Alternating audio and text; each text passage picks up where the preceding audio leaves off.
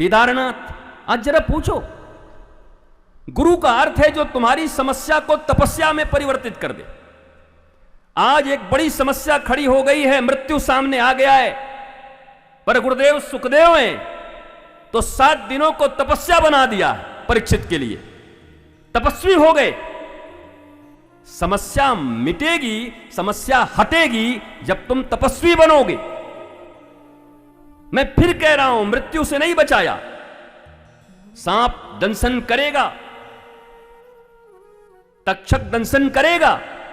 ऐसा तो नहीं कि तक्षक आया ही नहीं, 7 दिन भागवत सुन लिए, हम नहीं आएंगे, अब हम छोड़ देंगे। इन्होंने तो जिंदा रहने का जो सबसे बेस्ट तरीका था, देवताओं ने जो लाया इनके पास अमृत, उसको ठुकरा दिया। दैट मीन्स ये वो जिंदगी नहीं चाहते।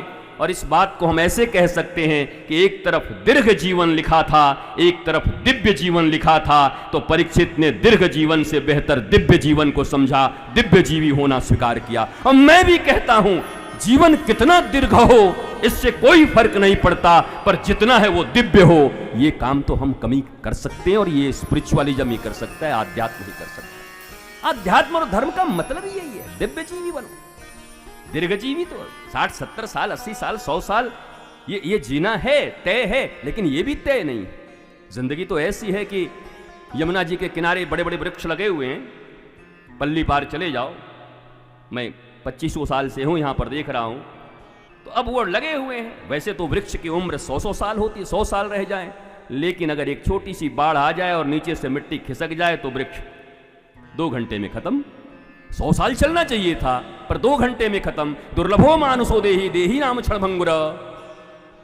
मनुष्य जन्म दुर्लभ है, पर इसके साथ सबसे बुरी चीज है क्षणभंगुर है। कब मिटे कुछ खबर नहीं, कब जाए कुछ खबर नहीं। हमारे पूर्व पारिवारिक जीवन के एक रिश्तेदार अभी 1.5 साल पहले ही महाराष्ट्र,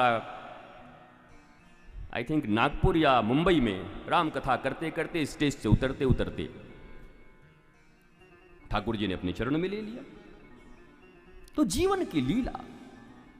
पर हां, वो जो दिव्य जीवी हैं वो जीवन भी ऐसे ही जी रहे हैं, और मृत्यु को भी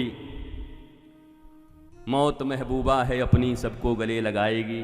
ठाकुर जी हैं वो तो बैठे हुए, यहां भी वृंदावन है, वहां भी गोलोक है।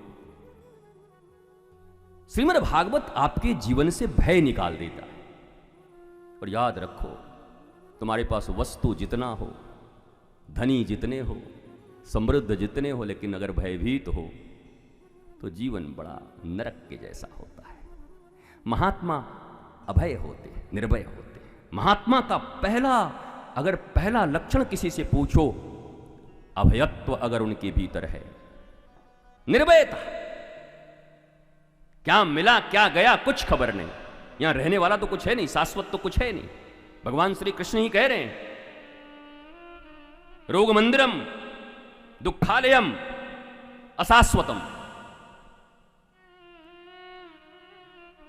ये दुखालय और अशाश्वत है।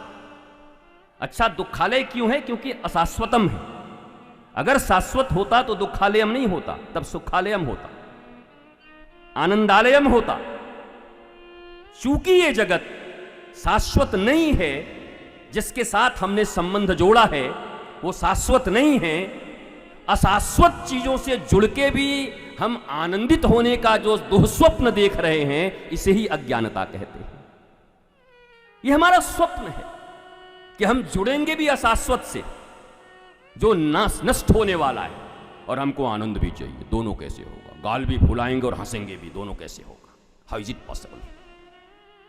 तो भगवान कृष्ण की वाणी न झूठी हो जाए। देखो, जीवन में रूप और स्वरूप 2 चीजें हैं। रूप तो तुम बदल लो जैसा चाहो, प्लास्टिक सर्जरी भी करवा लो, खूब अच्छा कर लो, पर स्वरूप, धर्म का आगमन, ईश्वर का आगमन, ज्ञान का आगमन, भक्ति का आगमन स्वरूप के रूप में हो सकता है। पर धनुष्मान ले लो, राम जी बन जाओ। 12 आने का मोर का पंख ले लो और 2.5 रुपए की पगड़ी, 32 रुपए का पीला कपड़ा, और 1.5 रुपए की बंसी लेके, हाँ मुरली वाला लग रहा है, कैसा लग रहा है, गोविंद लग रहा है। रूप है, स्वरूप कहां है? सदैश्वर्यशाली संपन्न, सद्भग संपन्न,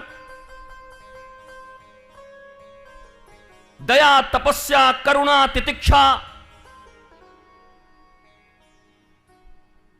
वो स्वरूप नहीं मिल रहा है।